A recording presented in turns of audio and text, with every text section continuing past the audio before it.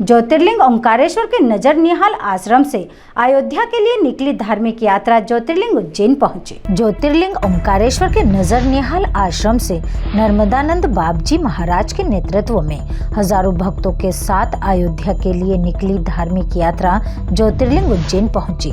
ज्योतिर्लिंग उज्जैन में अमृताभिषेक के बाद प्रभारी मंत्री, सांसद और विधायक के द्वारा हरी झंडी दिखाई गई। 18 अगस्त को निकली यात्रा 23 को अयोध्या पहुंचेगी। 5 स्थानों पर रात्रि पड़ाव होगा।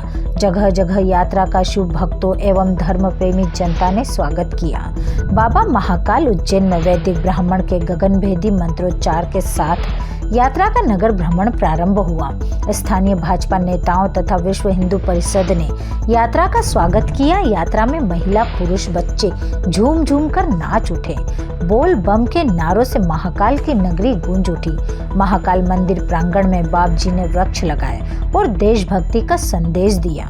जय श्री महाकाल, वंदे मातरम। भारत माता की गोद में हम वैसे ही सब लोग रहते हैं और यहाँ प्रतिमान भारत माता भी विराजमान है और हमारी बाईं ओर भगवान महाकाल है और दाहिनी ओर माता भारत माता है। भारत माता की गोद में प्रत्येक मानव को अपने आप को गर्वान्वित महसूस करना चाहिए कि हमारा जन्म भारत की भूमि पे हुआ है और ये भारत माता विश्व की एक ऐसी धरती है जहाँ इस राष्ट्र को माता करके पुकारा जाता है और जब माँ करके पुकारता है कोई व्यक्ति तो माँ बच्चों का हमेशा ख्याल रखती है। वैसे ही भारत माता संपूर्ण ऋषियों का और हमारे ऋषि प्रधान ये जो देश है, इस ऋषि प्रधान और कृषि प्रधान देश, जैसे जब जब इस धरती के ऊपर संकट आता है तो भगवान यदा यदा इसी धर्मश के भाव को लेकर के अवतरित होकर के धर्म की रक्षा करते हैं। जगत जननी सीता माता का जब अवतार नहीं हुआ था उस समय अकाल पड़ा जनक जी की महाराज के उस नगरी में और जनक जी महाराज ने एक कृषक बन के जब हल चलाया,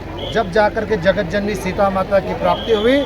और जब भगवान राम का जन्म नहीं हुआ था और दशरथ जी चौथेपन में आ गए और दशरथ जी की यहाँ संतान नहीं हुई तो ऋषियों के द्वारा यज्ञ हुआ और यज्ञ के माध्यम से भगवान श्री राम की उत्पत्ति हुई। तो ऋषि और कृषि इस धरा की विशेष करके दोनों ही हमारी परंपरा महान है।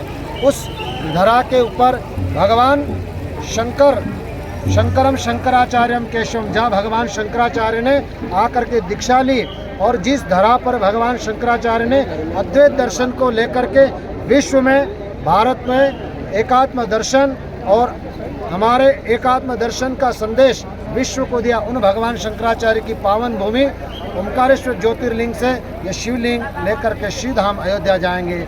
आज सभी भक्त लोग मिल करके महाकाल की नगरी में आए हैं और ये संदेश हम लोग छोटी सी यात्रा लेके जा रहे थे, लेकिन संगठन के लोगों ने, संस्कृति के लोगों ने, धर्म के लोग जो जुड़े हुए लोग हैं, इन लोगों ने इस यात्रा को, छोटी सी यात्रा को पहले 5 गाड़ी लोग के निकलने वाले थे, लेकिन धीरे धीरे ये यात्रा 50 तक पहुंच गई और आज हमें पता नहीं है कि ये यात्रा कितनी बड़ी होगी। तो ये सनातन धर्म का विषय है और आज सनातन धर्म जाग रहा है। ये संपूर्ण राष्ट्र के अंदर ये विश्व गुरु की ओर बढ़ता हुआ भारत आप सभी सबका मंगल करेगा।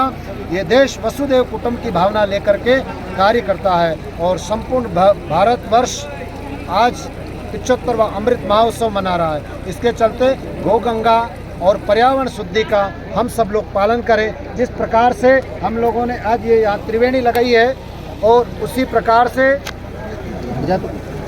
त्रिवेणी का एक वृक्ष जैसे जगह जहाँ रहेगा ऑक्सीजन देती है पीपल का वृक्ष, ऐसे ही हमें अपना जन्मदिन के उपलक्ष्य में एक वृक्ष लगाएं और वृक्ष लगा करके संपूर्ण राष्ट्र में पर्यावरण शुद्धि का संदेश देंगे।